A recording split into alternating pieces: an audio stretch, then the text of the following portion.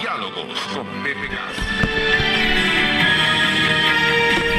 7:24, estamos en comunicación con Pedro Pablo Kuczynski, al pie del cañón. ¿Cómo está, Pedro Pablo?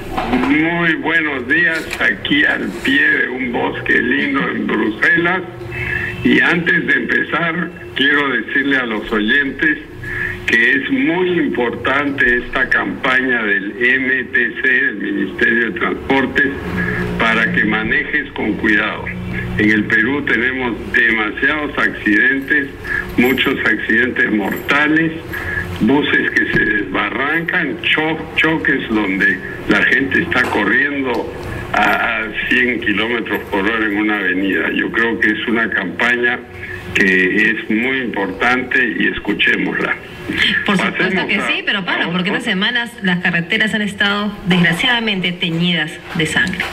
Sí, claro, y cada mes tenemos lo mismo, y es la mala calidad de algunos vehículos y la pésima calidad de algunos conductores, y no pensar en las otras personas, ¿no? Entonces yo creo que realmente hay que hablar mucho de esto. Ahora, ¿por qué no empezamos este programa al pie del cañón con el tema del Movadef, ¿no? Me parece que es justo y necesario. A mí me parece realmente increíble, absolutamente increíble, que un ex premier diga que hay que ser inclusivo con esta gente si se quieren plegar a la sociedad. Esa idea viene de la amnistía que se le hizo al M-19 en Colombia hace 15 años, pero el M-19 no era como el Sendero Luminoso, era un movimiento rebelde, pero no fusiló pues a campesinos, no causó los estragos que causó el Sendero, y el Movadef todavía sigue con la vieja doctrina del Sendero Luminoso. Es inaceptable. Esa gente tiene que recapacitar, pedir perdón, integrarse a la sociedad trabajando, no creando partidos políticos y cosas así, y después ya en 20 años veremos. ¿No se debería proscribir al Movadef, como sucede, por ejemplo, en España con el Batasuna? ¿Por qué en democracias más desarrolladas sí son firmes y la democracia no es boba y dice no, ustedes aquí no tienen ninguna cabida, entonces están proscritos? ¿Por qué aquí estamos en este juego? No creo que se puede hacer eso, pero lo que pasa con proscripciones, interdicciones, negacionismos, cosas así, es que la gente tiene libertad de pensar. Entonces, si siguen pensando como el Sendero, seguirán pensando como el Sendero.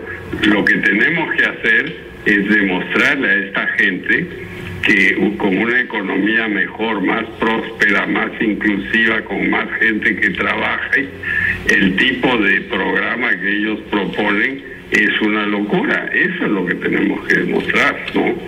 ¿Y qué le parece la declaración del primer ministro Juan Jiménez, que dice que no tiene nada que criticarle a Salomón Lerner? Mire, yo no voy a entrar aquí en dimes y diretes.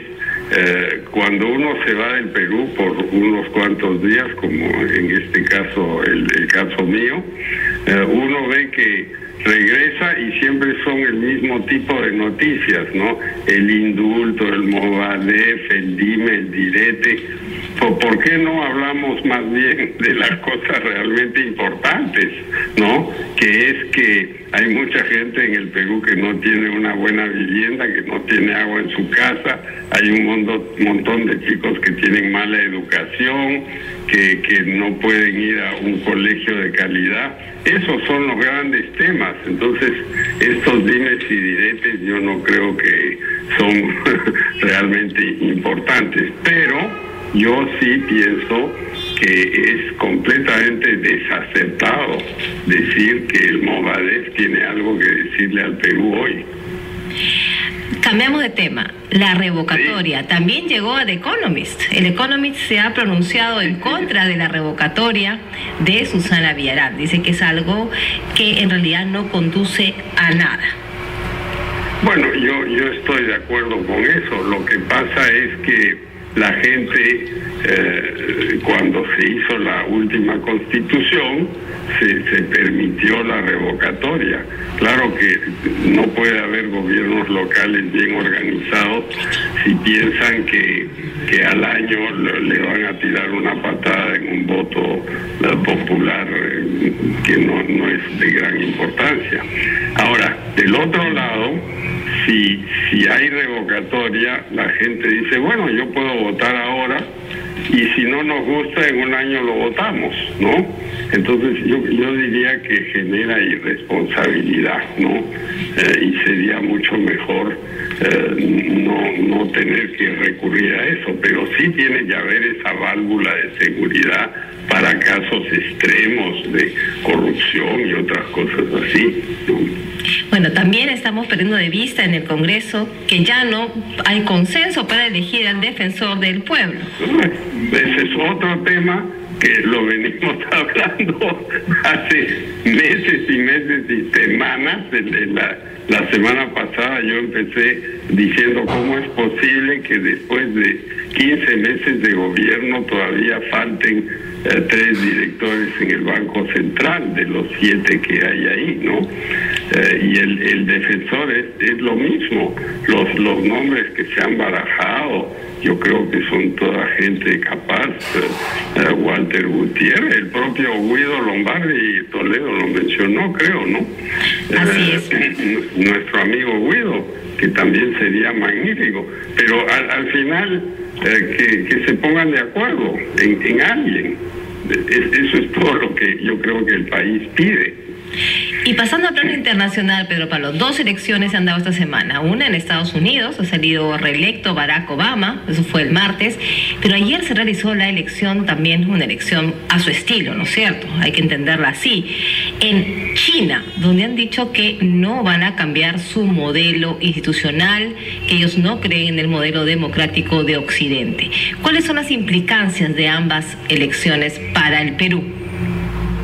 Bueno, en China va a haber una transición del presidente Hu Jintao al presidente Xi, que se escribe con X en castellano, no en chino, porque los caracteres chinos son distintos.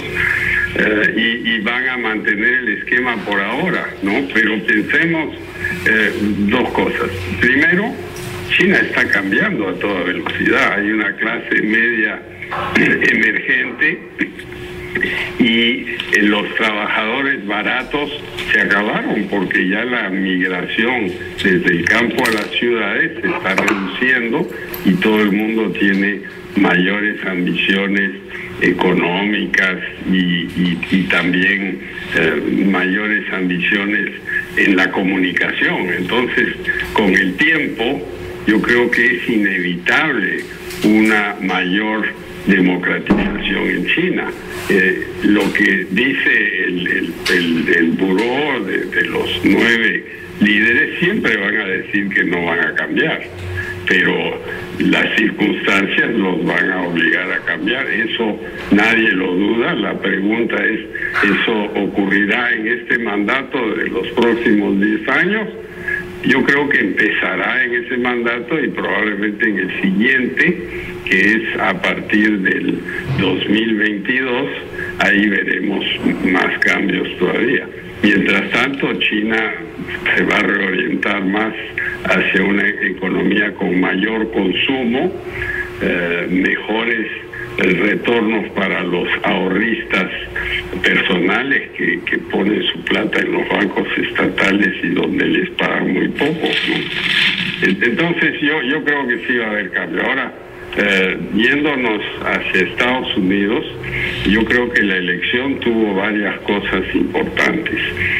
La primera es que no hubo cambio en la estructura del gobierno, o sea, sigue Obama de presidente y sigue la Cámara de Diputados en manos de los republicanos. Segundo, las mujeres votaron mayoritariamente por Obama y eso se debe a la política del Tea Party, de los conservadores dentro del gobierno, dentro del Partido Republicano, que están en realidad en contra de los derechos de las mujeres, están en contra del aborto. Eso es un tema importantísimo. Yo no soy partidario del aborto, pero las mujeres quieren libertad, ¿no? Y entonces más del 55% de las mujeres votaron por Obama y no por Romney. Los latinos votaron masivamente por Obama también. Entonces es realmente casi milagroso que Romney haya logrado una votación de 48-49%, y la razón de eso es la frustración que hay en Estados Unidos con la lenta recuperación económica, la muralla fiscal que se viene a partir de los próximos días, ¿no? PPK, permíteme regresar al plano local. Estamos revisando la prensa seria, estamos revisando el comercio, A4, y nos encontramos con la siguiente nota. El nuevo objetivo de Kuczynski, gente muy cercana a Pedro Pablo, afirma que el popular PPK tiene intenciones de postular a la alcaldía de Lima si Villarán es revocado. ¿Ah? Dice que su teniente alcalde sería Salvador Heresi. ¿Qué hay de cierto, PPK? No hay absolutamente nada de cierto. Y yo no voy a votar por la revocatoria, y por consiguiente no tengo ni la más mínima intención de postular a la alcaldía de Lima. Yo tengo ideas de lo que hay que hacer, no solo en esa alcaldía, en otras. Ofrezco mi colaboración gratuita a alcaldes, a la alcaldesa que hemos conversado, pero aquí yo no postulo a nada. ¿Pero postularía a alguien? Digamos, acá se menciona a Salvador Heresi, tenemos entendido que está colaborando en un proyecto político con usted. Bueno, de pronto a él lo lanzaría usted y usted sería su asesor atrás.